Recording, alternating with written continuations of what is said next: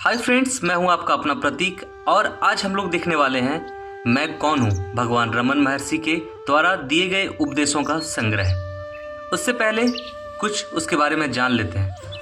मैं कौन हूं आत्म अन्वेषण से जुड़े प्रश्नोत्तर का संग्रह है। ये प्रश्न 1902 ईस्वी में श्री शिव प्रकाशम पिल्ले द्वारा भगवान रमन महर्षि से पूछे गए प्रश्न थे। भगवान उस समय विरूपाक्ष गुफा में मौन अवस्था में थे। उन्होंने प्रश्नों का उत्तर लिख कर दिया था। प्रश्नों का यह संग्रह सर्वप्रथम 1923 में पिल्ले द्वारा नान यार इस शीर्षक से प्रकाशित किया गया था। बाद में यह कई बार अनेक भाषाओं में प्रकाशित हो चुका है। मैं कौन हूँ भगवान रमन महर्षि से पूछे गए 28 प्रश्न और उनके उत्तर हैं, जिनमें से आज हम लोग 14 प्रश्न देखने वाले हैं। तो पहला प्रश्न है कि मैं कौन हूँ। इस पर रमन महर्षि कहते हैं कि सप्त धातुओं से बना स्थूल शरीर मैं नहीं हूँ। शब्द, स्पर्श, रूप, रस, गंध, इन 5 विषयों को पृथक ग्रहण करने वाले आँख, कान, नाक, जीभ, त्वचा, ये 5 ज्ञानेंद्रियां भी मैं नहीं हूँ। वाणी, गमन, ग्रहण, मल विसर्जन, आनंद, ये 5 क्रियाएं करने वाले क्रमशः वाक, पाद, पानी, पायु और उपस्थ, ये 5 कर्मेंद्रियां भी मैं नहीं हूँ। श्वास आदि 5 कर्म करने वाले प्राण आदि वायु पंचक भी मैं नहीं हूँ। संकल्प करने वाला मन भी मैं नहीं हूँ। सर्व विषयों एवं सर्व कर्मों से रहित तथा केवल विषय वासनाओं से युक्त अज्ञान भी मैं नहीं हूँ। फिर वे प्रश्न करते हैं कि यदि मैं इनमें से कोई नहीं हूँ तो फिर मैं कौन हूँ। इस पर महर्षि कहते हैं उपरोक्त सभी को नेति नेति से निरस्त करने के बाद जो केवल चैतन्य बसता है वही मैं हूँ। अगले प्रश्न में वे पूछते हैं उस चैतन्य का स्वरूप क्या है। इस पर महर्षि कहते हैं चैतन्य का स्वरूप सच्चिदानंद है। अगला प्रश्न है स्वरूप का दर्शन कब होगा। इस पर जवाब देते हैं जब दृश्य जगत का लोप होता है तो स्वरूप का बोध होता है जो दृष्टा है। फिर प्रश्न करते हैं क्या दृश्य जगत के बोध के साथ साथ स्वरूप दर्शन नहीं हो सकता। इस पर महर्षि कहते हैं नहीं। तो पूछा जाता है क्यों। तो फिर महर्षि कहते हैं दृष्टा और दृश्य रज्जु और सर्प जैसे हैं। जैसे कि रस्सी का ज्ञान जो अधिष्ठान अर्थात आधार है तब तक उदित नहीं होगा जब तक कि काल्पनिक सर्प का मिथ्या ज्ञान चला नहीं जाता, उसी प्रकार स्वरूप दर्शन जो आधार है की प्राप्ति तब तक नहीं हो सकती जब तक कि कल्पित जगत दृष्टि का विनाश नहीं हो जाता है। इस पर प्रश्न किया जाता है कि दृश्य जगत बोध का नाश कब होगा। इस पर महर्षि कहते हैं मन जो सभी ज्ञान अनुभवों एवं समस्त कर्मों का कारण है उसके लीन हो जाने पर जगत का लोप हो जाएगा। तो फिर प्रश्न किया जाता है कि मन का स्वरूप क्या है। इस पर महर्षि कहते हैं जिसे मन कहते हैं वह आत्मा में निवास करने वाली आश्चर्यजनक शक्ति है। इसी से सभी विचार उदित होते हैं। विचारों के अतिरिक्त मन जैसी कोई चीज है ही नहीं, इसलिए विचार मन का स्वरूप है।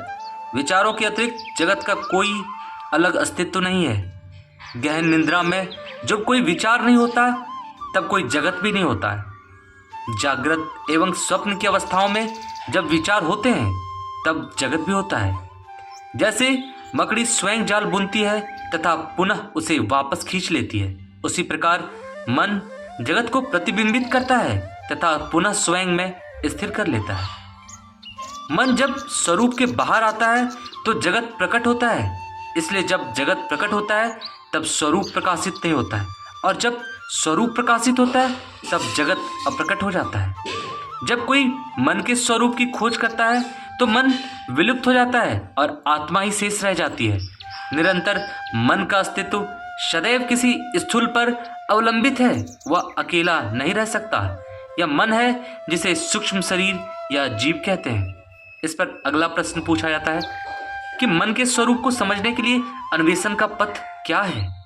महर्षि कहते हैं शरीर में जो मैं के रूप में उदित होता है वही मन है।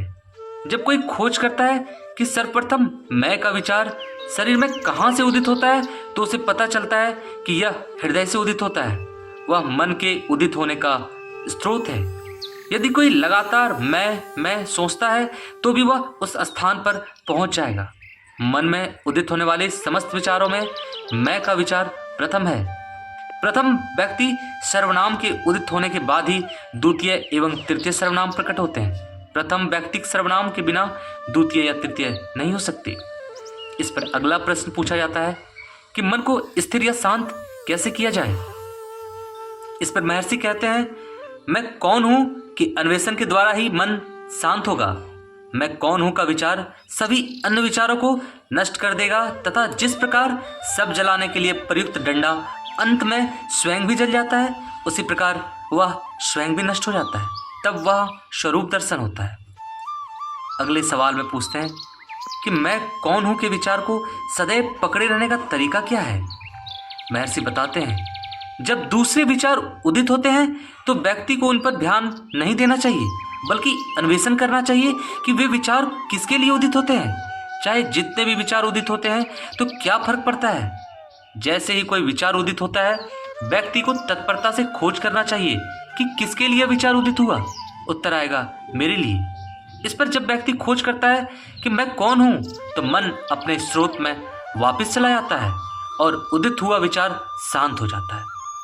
इसके बारंबार अभ्यास से मन अपने स्रोत में रहने की दक्षता विकसित कर लेता है।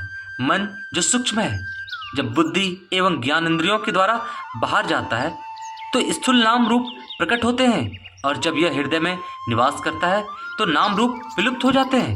मन को बाहर जाने से रोककर उसे हृदय में स्थिर करने को अहमुख या अंतर्मुखी होना कहते हैं। मन को हृदय से बाहर जाने दे को बहिर्मुखी होना कहते हैं। इस प्रकार जब मन हृदय में निवास करता है तो मैं, जो सभी विचारों का मूल है, लुप्त हो जाता है और सदैव अस्तित्वमान स्वरूप प्रकाशित होता है।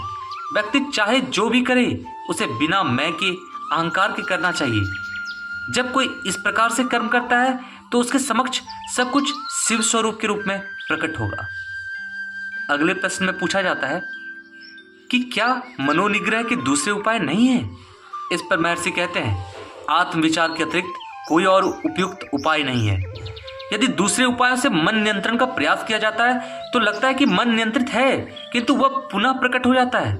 प्राणायाम के द्वारा भी मन स्थिर हो जाएगा, किंतु वह तभी तक नियंत्रित रहेगा जब तक कि प्राण नियंत्रित है, और जब श्वसन आरंभ होता है तो पुनः मन गतिशील हो जाता है तथा संचित वासनाओं के अनुरूप भटकेगा। मन और प्राण दोनों ही का स्रोत एक ही है। निश्चित ही विचार मन का स्वरूप है। मैं का विचार मन का प्रथम विचार है और यही अहंकार है। जहां से अहंकार उत्पन्न होता है वहीं से श्वसन भी आरंभ होता है। इसलिए जब मन स्थिर होता है तो श्वास नियंत्रित हो जाती है, और जब श्वास नियंत्रित होता है तो मन स्थिर हो जाता है। किंतु सुषुप्ति में यद्यपि मन स्थिर रहता है किंतु श्वास नहीं रुकता है। यह ईश्वरीय इच्छा के कारण है, ताकि शरीर सुरक्षित रह सके और लोग यह न समझे कि वह मर चुका है। जागृत एवं समाधि की अवस्थाओं में जब मन स्थिर हो जाता है तो श्वास नियंत्रित रहता है। प्राण मन का स्थूल रूप है। मृत्यु के क्षण तक मन प्राण को शरीर में पकड़े रखता है। जब शरीर मर जाता है तो मन प्राण को अपने साथ ले जाता है। इसलिए प्राणायाम का अभ्यास मनोनिग्रह में सहायक तो है, किंतु यह मन का नाश नहीं कर सकता। प्राणायाम की तरह मूर्ति ध्यान, मंत्र जप, आहार नियमन आदि मन को स्थिर करने में सहायक हैं। मूर्ति ध्यान एवं मंत्र जप से मन एकाग्र हो जाता है। मन का स्वभाव है सदा चंचल रहना। जैसे सदा हिलते रहने वाले हाथी के सूंड में यदि एक जंजीर दे दी जाए तो वह हाथी जैसे किसी दूसरी चीज को पकड़ने का प्रयत्न किए बिना उस जंजीर को ही पकड़े चला रहता है। उसी प्रकार मन को भी यदि किसी नाम या रूप में अनुसक्त रहने से अभ्यास से जोड़ा जाए तो वह उसी को ग्रहण किए रहेगा। मन जब असंख्य विचारों के रूप में फैलता है तो प्रत्येक विचार अत्यंत बलहीन होता है, किंतु विचारों के लुप्त होते होते ही मन एकाग्र एवं बलवान हो जाता है। ऐसे मन के लिए आत्म अन्वेषण सरल हो जाता है। सकल नियमों में श्रेष्ठ मित एवं सात्विक आहार है। इस नियमों के पालन से मन में शतोगुण की वृद्धि होती है, जो आत्म अन्वेषण में सहायक होगा। तो धन्यवाद दोस्तों, ये थे 12 प्रश्न। आगे के प्रश्नों को हम लोग अगले भाग में देखेंगे। चैनल पर बने रहें, वीडियो को लाइक करें और सब्सक्राइब करें। धन्यवाद दोस्तों।